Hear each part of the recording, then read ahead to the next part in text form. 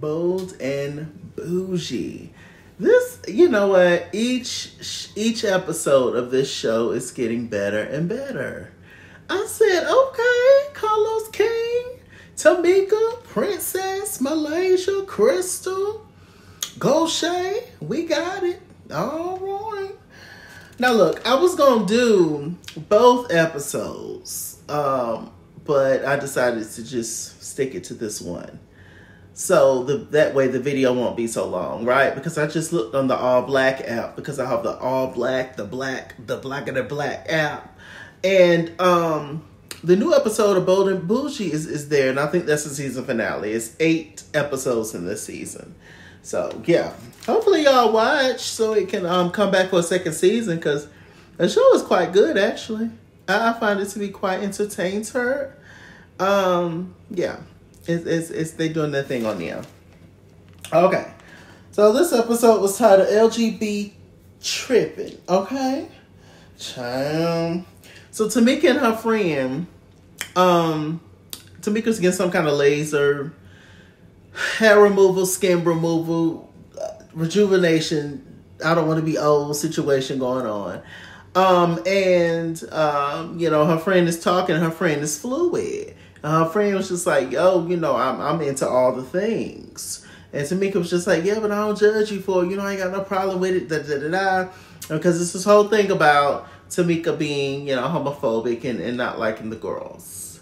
And so Tamika, you know, she claims that she's not. And she just she's just not interested in learning things that don't serve her, don't necessarily pertain to her as a straight lady. And the friend was just like, well, it's just about how you do things, how you say things. Tamika, you can come off quite abrasive, very blunt, and that's just not always a good thing depending on who you're talking to, their experiences, what they dealt with, etc. Long story short, Tamika don't give a damn, but hey, we're going to keep it going. So the lady named Dr. Angelina came in there and what was she, sticking holes into Tamika? I don't know what she was doing, but it just looked very uncomfortable what she was doing. Like it really did. But Tamika also strikes me as the type that's a little dramatic. So maybe it didn't hurt that bad, but I don't know. People tolerate pain differently. So, But okay, moving on from that. Goshay looks bomb with that red hair. Goshay looks really good. That red hair is fire on Goshay, okay? Goshay gets a phone call from her lovely mom. She was just like, look, me and Auntie, the mama's sister, we is coming down because we have to see some property in Mississippi. But we also want to come down and see you, daughter. And Goshay, she was just like, okay, great. You could tell she wasn't excited about it. I was like, ooh, child, what's the tea with the mama and Goshay and them? And then we learned the tea with the mama and Goshay and them. And it's a lot, and we'll get to it in a minute. So moving on from that, Princess. She has this big fashion show at Dillard's, child. And she had this bad, nasty, pleated, black and white ensemble. It was so cute. But anyway, we found out that Princess has a dad of Jamaican descent, which makes her Jamaican. And her dad is, he was in hospice and he's just not doing well. Got a phone call from the mama. She was just like, yeah, I have to do this fashion show though, you know, and she wanted, I guess, to make time to try to call the daddy, but she was just like, right now, she was super busy with that. She was nervous about the fashion show. She was nervous about everything coming through, the models, etc. She was just like, well, I'll call dad later or whatever. Long story short, her dad passed away. She feels guilty now that she did not get a chance to talk to him when he transitioned. And you know, she just feels horrible. She said she got closer to her dad later on in life. When she found out her dad was sick, she made it her mission to get to know him, even though he was not necessarily there for her when she was younger. I had a similar situation with my dad. I did not grow up with my dad. you know, my dad passed in 2020, and he had liver cancer. He drank a lot his whole life, did drugs. He was in and out of jail many times in his life. I have siblings from that situation, thank the Lord, because otherwise I would not. I have siblings from my dad, who I will always consider my dad, who passed when I was 8. I have siblings from that situation. That him and my mom's relationship, and my brother, one of my older brothers, from that relationship, he passed years ago from being shot. But then I have an older sister. Shouts out to my older sister Shatno. From that, but with that said, they're not my blood siblings. My blood siblings, I found out years later. I went to school with one of my brothers and didn't even know. I used to sit beside him in the class. He was my half brother the whole time. Didn't even know, child. But ended up finding out years and years later. We got close. Saw my dad at the hospital, and I saw my brother first. He came up to me. He was just like, "Oh, you know, Doug's here, your dad." I was just like, oh, okay, cool. So he came around the corner and we talked, and then that's when we got close. This was early 2020. He passed 2020 August. So yeah, I guess everything comes into fruition, right? But anyway, going back to Princess, I can totally relate to her story. Having a sick parent. And even now, I take care of my mom and stuff, who has many health challenges and stuff. So, yeah, it's with work and dealing with my mom is a lot of the reasons y'all don't be getting these videos on time. Okay, praise God. But yeah, I can totally understand. But Princess, don't feel guilty, child. You did what you can do. Your dad know that you loved him and he loved you, and that's all you can do, really. We have to take account that our parents are different, or before our parents became our parents, they were different people. We don't know them how we think we do. We didn't, when our parents was our age, we don't know what they was doing. All we know is what they told us, and what people that was around them, other family members and friends have we've heard rumblings throughout the years. But we don't know. They were different people before they became my parents. They had a life. They did things. They made mistakes, etc. But, you just have to extend grace, even when it's super hard. You just have to extend grace, my God. Speaking of extending grace, we see Gaucher. And, first of all, going back to the fashion show, Princess did really well. Takara Jones was there. Shouts out to Takara from America's Next Top Model. We ain't seen her in a while. Carlos King, we need to put her in something. Deshaun Snow. Y'all saw Deshaun Snow from the first season of Real Housewives of Atlanta. Y'all remember Deshaun, child? She said she done divorced that husband however long ago, and after spending his money. And she said she's a different woman. She said she's extra shady, and she's that girl now. So I don't know. Maybe we'll put Deshaun and Takara on the show or something. I don't know. We could do something, but I absolutely love Takara. So Takara was modeling one of Princess' jackets. Very cute, very cute. Carlos asked Tamika, "What do you think about a princess's clothes?" And Tamika looked at the camera and said, I hollered, I screamed, I hit the floor. That Tamika is just something special. I don't even think Tamika likes reality television, but she does. She just is naturally just good at it. She is such a character, that Tamika. I tell you, wow. So anyway, Gaucher, Mama and Auntie came. They started to discuss Gaucher's trauma.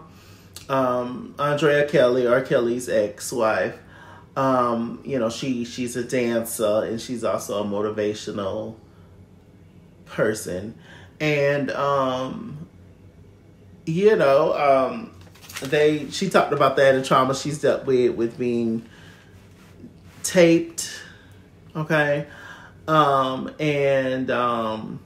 She said it was quite difficult for her, and her mom didn't believe her, and her mom was just like, well, you was just very, kind of, you didn't necessarily explain, I guess, everything, and the mom said she wanted to be violent with whoever the person was that did it to Gaucher. What else she said? She excused her auntie because she wanted to just talk to her mom. She said that, it was just a lot that was going on. Gaucher went to school with whelps on her one time from being, whooped. And she was just like, yeah, and I went to foster care. And the mom was like, no, you never went to foster care. And so when Gaucher started to explain things to her, she was just like, oh, now I remember. Mama said that certain things that she's been through in her life, traumas, issues, she's blocked that out of her life. And I was just like, well, ma'am, they ain't got nothing to do with nobody else. I remember what happened,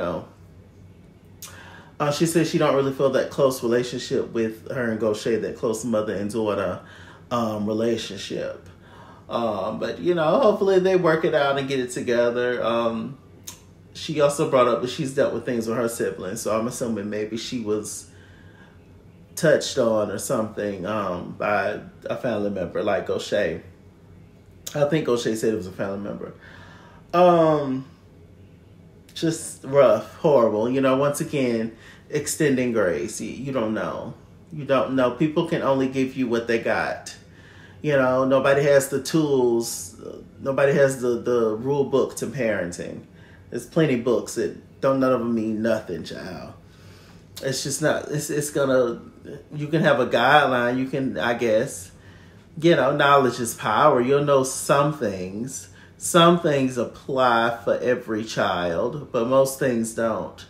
And, until you are a parent, you're just not going to get it, So we're going to pray for Gaucher and her mom's relationship. We're going to pray for Gaucher and her kids' relationship as well. It's trauma being passed down. Clearly, it's what it's given. I wonder if, even though she says she don't have an issue with Tamika, maybe Tamika reminds her of somebody from her past. Maybe Tamika reminds her of somebody that maybe tried to shame her, Maybe somebody tried to bully her. Maybe somebody that tried to make her feel bad about who she is, being the L in the LGBT. I wonder, Gaucher should try to unpack that, because she has a real issue with Tamika, even though she act like she don't. And she low-key be trying to make us feel the same way about Tamika. Now look, I don't necessarily disagree with what Gaucher say about Tamika. But the thing is that we also just don't give a damn, Gaucher. And Tamika has been Tamika for years. Tamika's always been this way. So, I mean, why change now? Hell, Tamika about what? 50-something? Or so, like, girl, who's actually changing their personality and how they go about life in their 50s and 60s? Who? Child, please. I don't know. There is something about the kids that makes Tamika feel uncomfortable. There is. But this is not new. We're black. I knew growing up as a little black boy that being gay was not the tea. It was not something that was acceptable or would be acceptable. I already got picked on for being it. I mean, everybody saw it. They know who I was. But, and I haven't even came out yet, so it's rough. But all black people are not cool with the kids, It's still taboo in the black community. Still. To me, it's still. Okay? I mean, so, everybody's not going to be whatever. All I ask for is just respect, dignity, and just to treat me how you want to be treated. That's it. I could care less about you. I don't care about your view. Oh, I don't agree with your lifestyle. I don't agree with your lifestyle. I don't agree with the fact that you smoke 2 packs of cigarettes a day. But guess what? You still do it. Switching hands all day long. So I don't agree with that. I don't agree with that you leave your child in the house with nothing to eat for hours and a shitty diaper on. I don't agree with that. But you do it. So, I mean, hey. All right? So, anyway, what else is going on? We get to the drag brunch with T.S. Medicine. T.S. Okay? Bitty, bitty, bitty, bitty, bitty, bum, bum. Yes, T.S. Puerto Rican. Y'all know T.S. Madison, child. We ain't even finna do it, child. I love Madison. So she's there, and she's greeting the girls as they come in. There was no Crystal this episode. Well, it was enough drama this episode. I mean, I love Crystal, but we didn't need her in this episode, like, for it to be, because this was not an episode geared towards, Crystal. Anyway, child, they sit down talking or whatever. You can tell Tamika's ready to go home already. Tamika stayed. She ate and she wrapped up a plate. Y'all know black people tear out some foil. She tore out some foil and she hit the road like Jack. And she told that lady, she said, well, you're going to miss the most important part. And blah, blah. Tamika was just like, well, I got to go see about my churn. It's one of my sons' birthdays. I got to go. He having a party. I got to go. She was just like, yeah, I see you as a hater, and da-da-da-da-da-da-da. It don't matter what Tamika do. Goshay is not, she's going to throw shade. The reason I'm not fully on this Tamika hate train, so to speak, is because Goshay, sus, we saw you go at Tamika from the beginning. We saw at the Clatchit Tea Party. We saw you kept antagonizing Tamika. You kept coming at Tamika. Tamika wasn't bothering you. You kept coming at Tamika, asking her questions about Crystal. And did you sleep with Usher? Did you did it? I'm trying to figure out how you got him. Just bringing it up. Oh, you still in love with Usher? That didn't have nothing to do with nothing anybody was talking about. Like when you went down to the park, down there at the park, when you was with Tamika, you read the girl about her floaters. Tamika was trying to fly away when it was raining. And you told her them floaters was ugly and tied and through and take them off, and Tamika took them off. So, I mean, Goshay, you came to Tamika's house rolling your eyes, looking, irritated. Like, Goshay, we done seen too many instances of you coming for Tamika when she didn't come for you first.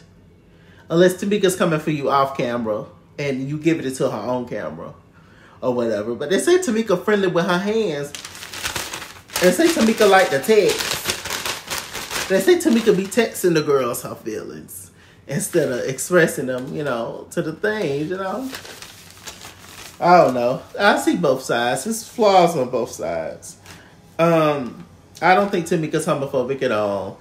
I think Tamika's an introvert who operate in extrovert. She's an introvert who operates on a extrovert level because she has to. She has to deal with people, be around people, whatever. But I think Tamika's quirky. I think Tamika's standoffish. I think Tamika is all the things. Tamika keeps bringing up, oh, I don't have a phobia of the gay community. I don't have a fear of them. That's not just what phobia means. It's just fear. That's the general base thing of it. But phobia is a lot of different feelings and things. But anyway. So Tamika left. We get to the drag lunch, and T.S. Madison was just being her great self, explaining the LGBT things, what gender means, what identity means, all the things. It was just a great time. It was a great episode, I mean. That's what I want to say. And Goshay wrote a check to the Trans Women of Color Healing Project. So that was nice. That was sweet. All right, so let me review this final episode, okay? Mr. Chalaki, Chase King on Facebook, at It's Kingsworld on Instagram and Twitter, at It's Kingsworld89 on Snapchat, Chase King on Facebook, Mr. Chalaki on Cash App and PayPal, and as always, run me my money or run me my fade. Run me my money the way I get paid. Stay black, unlike Potomac. Stay tuned, and I'll see you guys later. Bye.